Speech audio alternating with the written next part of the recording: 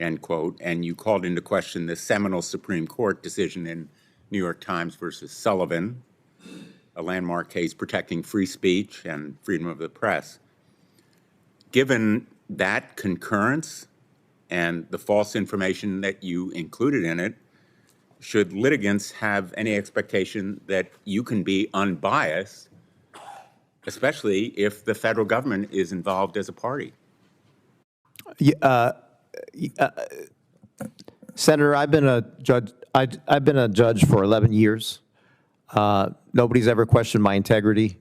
With regard to, I know that what you're getting at in terms of the issue, but I had no communications or expectation that I was even under consideration by the White House. I'll just ask you because my time is limited.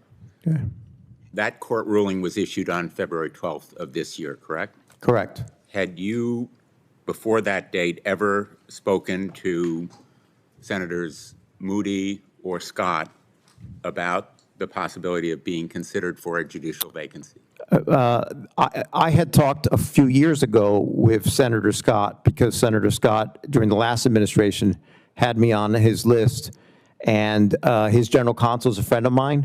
And when I came into town in November to attend the Federal Society, I just basically paid him a courtesy visit like I do every year because he's a close friend from Palm Beach County, where he used to work as an assistant state attorney. I had no expectations of anything other than the fact that I knew Senator Scott had me in high regard.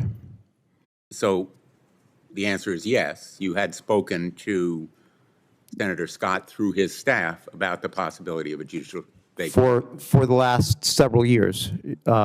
Repeatedly, you had discussed with Senator Scott's staff the possibility of a judicial. I was aware. Why didn't you recuse yourself from a case involving the president when you had spoken to Senator Scott's staff about the possibility of a judicial vacancy that would involve an appointment by the president who was a litigant? Because Canon 3B requires that a judge hear and decide matters assigned to the judge, except if the disqualification is required by 3E. Canon 20 times, but the fact is that you had spoken to Senator Scott's office about the possibility of a judicial vacancy, knowing that Senator Scott would hear about it, and then sat on the case.